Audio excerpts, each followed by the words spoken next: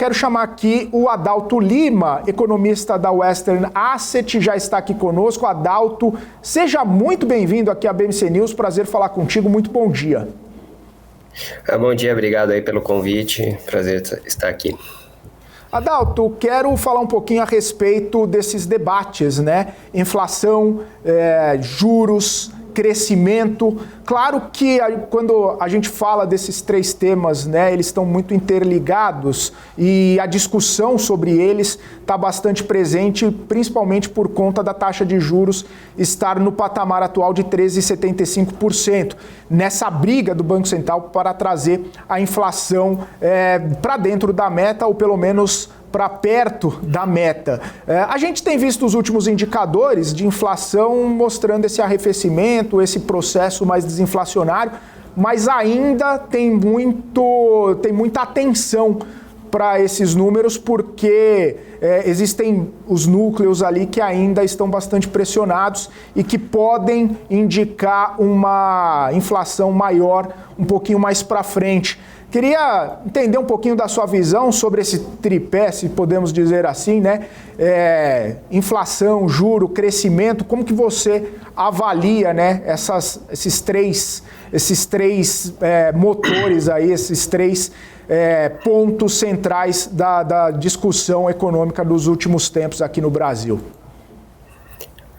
Eu acho que é uma discussão que está muito acalorada, né? E algumas vezes foge muito da questão técnica, né? Da avaliação do quadro que a gente se encontra.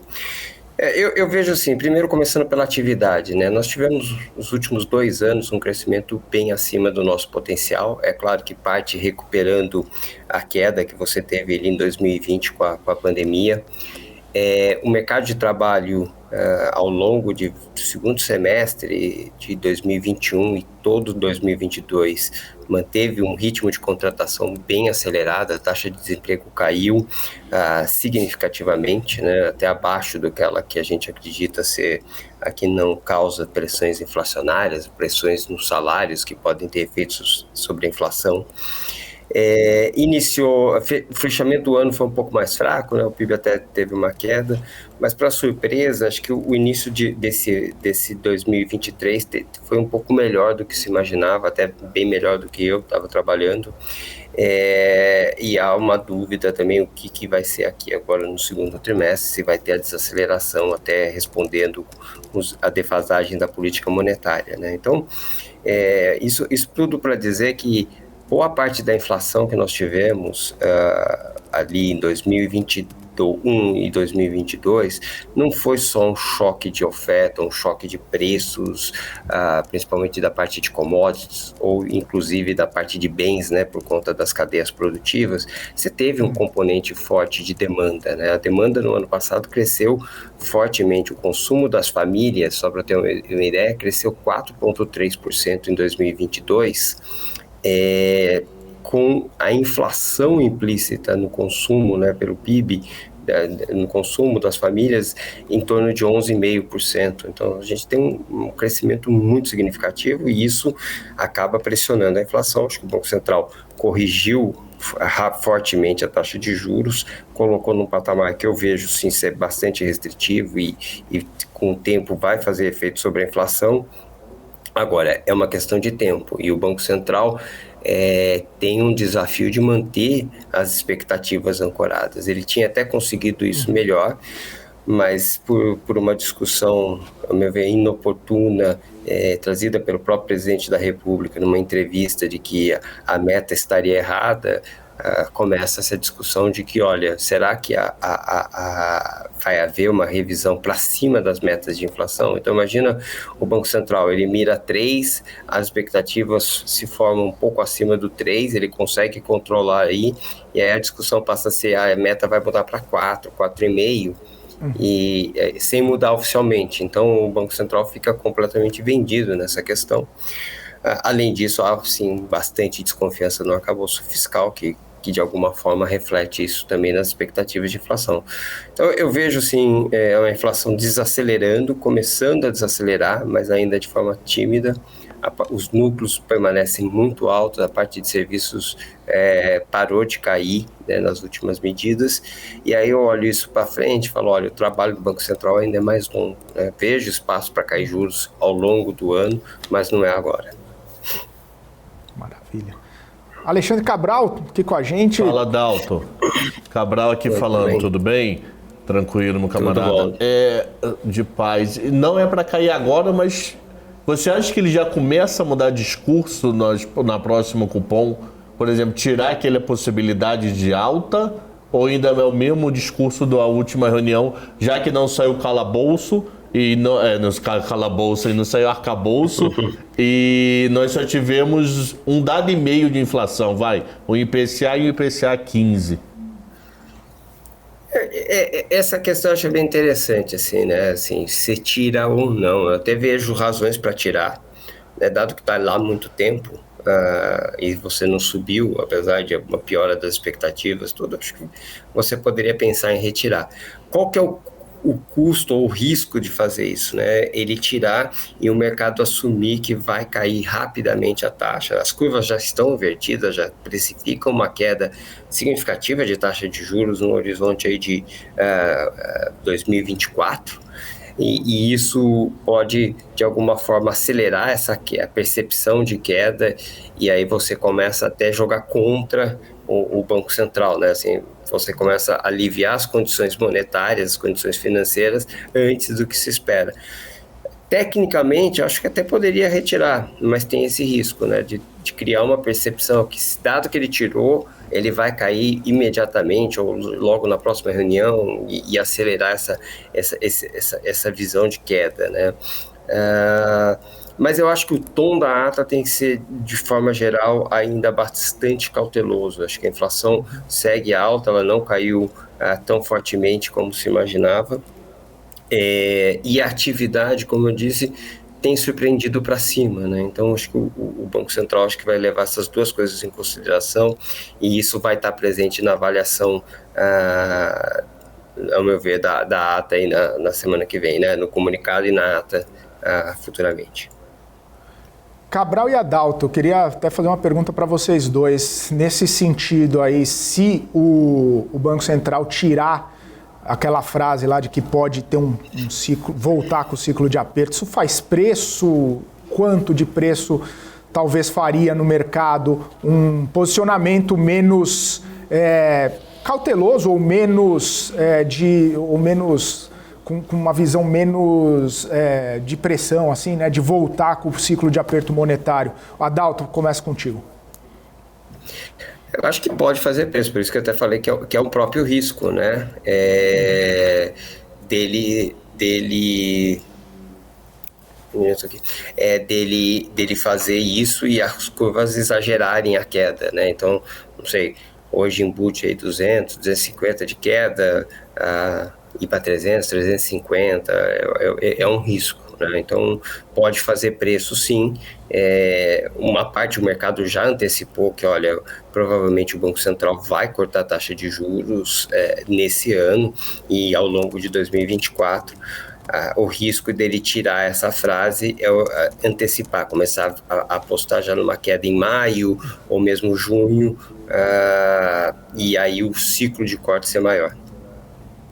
Bolsa sobe muito, Cabral, você acha? Não, o que eu acho que ele pode fazer é o seguinte, ele tira, mas faz um discurso bem americano, do tipo, iremos observar a inflação e os juros devem ficar altos por um bom tempo.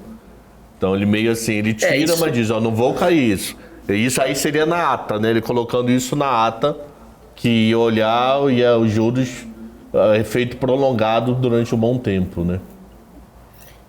Isso eu até coloquei naquele pré-copom, eu coloquei isso. Se ele tirasse, ele teria que reforçar o sentido de manter por mais tempo, que isso vai precisar da convergência da inflação, né? Mas a gente conhece um pouco o mercado, né? O mercado, se tirar, pode ser... O pessoal vai olhar que só tirou e não vai... É sempre um risco, né? E aí ele precisa calibrar nisso como essa reação de mercado pode afetar as projeções dele para frente, né? Então é sempre uma coisa a se considerar. Então, se considerar a queda de juros, teoricamente é bom para o setor, para as bolsas, né? Até porque, desculpa, Cabral, só lembrando que na terça-feira o Campos Neto ele falou, olha, a ata, o comunicado, tem muita coisa escrita ali, porque cada palavra é colocada milimetricamente. Ele, claro, puxando a sardinha pro lado deles ali, né? Embora a gente conversou com o Fábio Kanchuk aqui, né, Cabral, que ele fala que às vezes as coisas, um diretor quer colocar uma coisa, outro diretor quer colocar outra coisa lá, e aí fica aquela, né, às vezes não entende muito o que está sendo colocado. Mas é justamente para agradar todo mundo, o texto fica muito longo. É o problema de comitê, né? E o Campos Neto fala, não, cada palavra tem o seu significado, então se tirar, o significado é que tirou, né? Então o mercado pode interpretar desse jeito. Aí você teria que colocar muito peso no restante, e talvez no comunicado isso ficaria até difícil de fazer, para tentar dosar, olha, eu não quis falar que eu vou cair os juros imediatamente, porque está claro que o corte de juros vai acontecer e pode ser maior do que vocês imaginam, né? Então, tudo isso precisa ser realmente pensado e não é fácil, né? Assim, mas cabe aqui um elogio, as últimas comunicados e atas foram muito bons, assim, acho que melhorou muito a comunicação. Deixa eu tirar uma dúvida contigo. No evento do Senado aí, que sei lá, terça-feira, ele falou uma coisa que ele já falava em outras ocasiões, mas vamos pegar essa específica.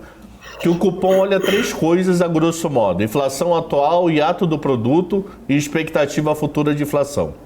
A grosso modo. Tem mais subitens, mas esses são as matrizes principais.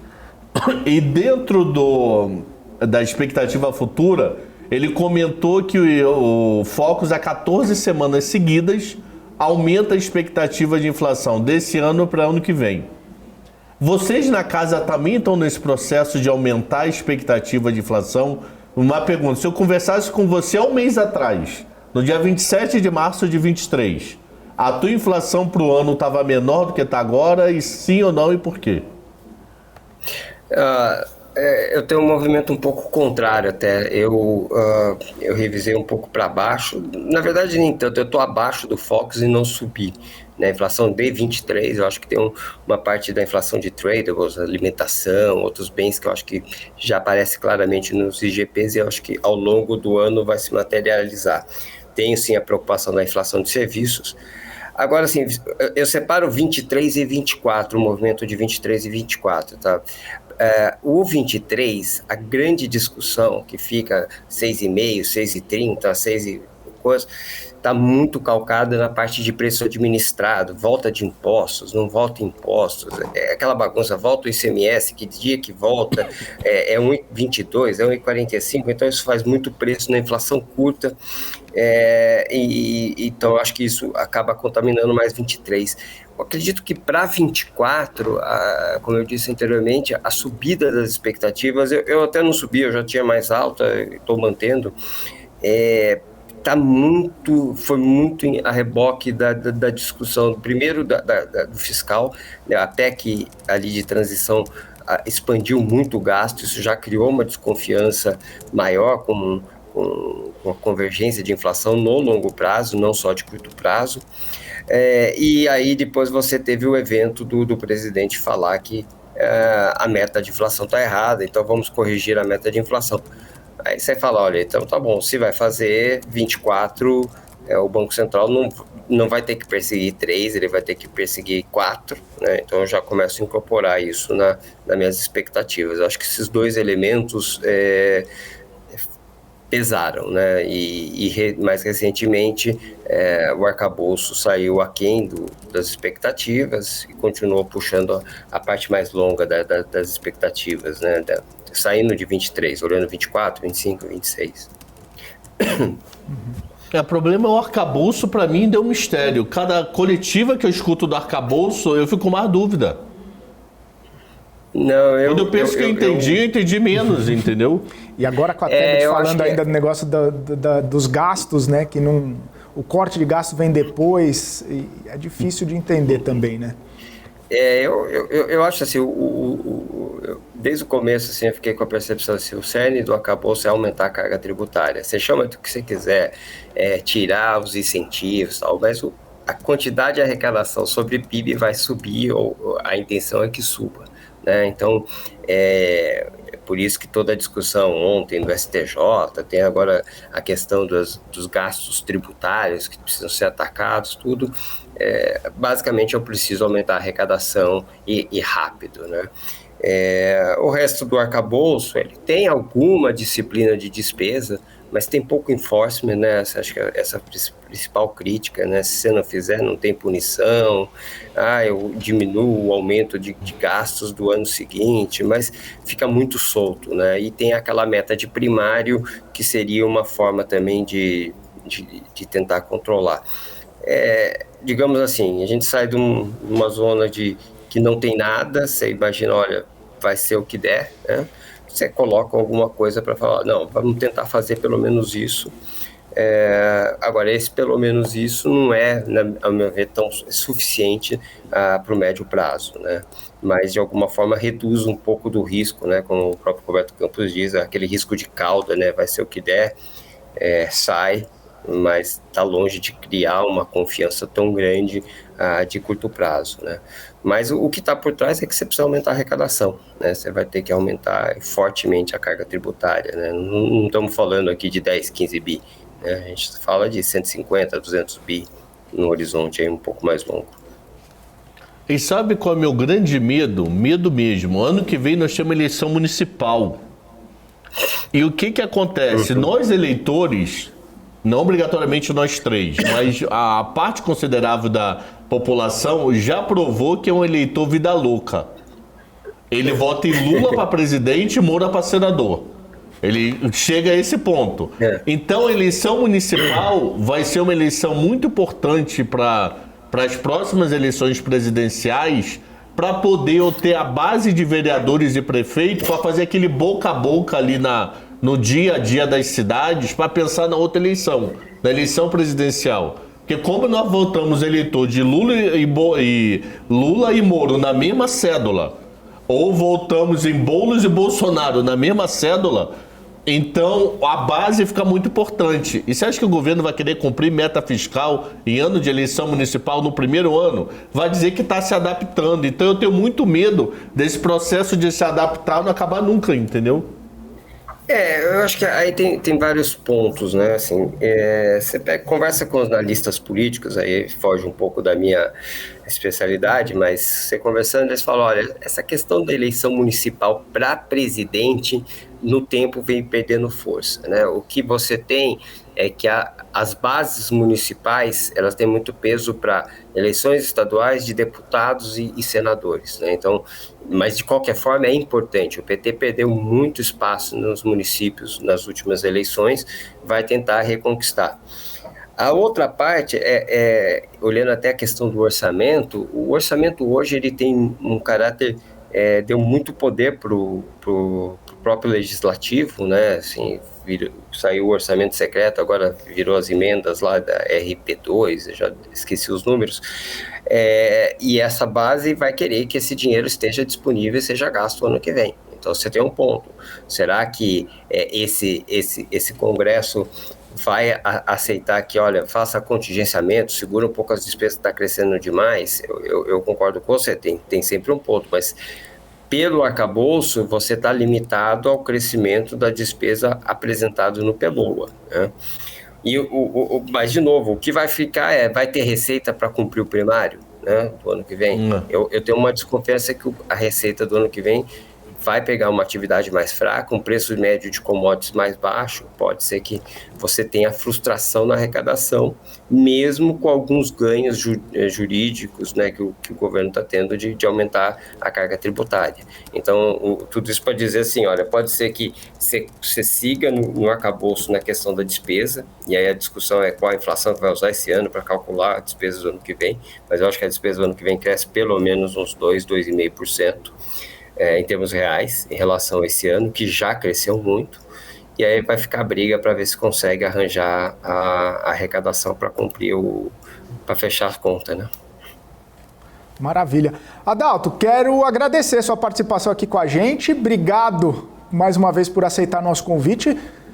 Volte sempre aqui. Um abraço para você. Tá ótimo. Obrigado aí pelo convite. É um prazer participar. Quando precisar, é só entrar em contato. Valeu, obrigado.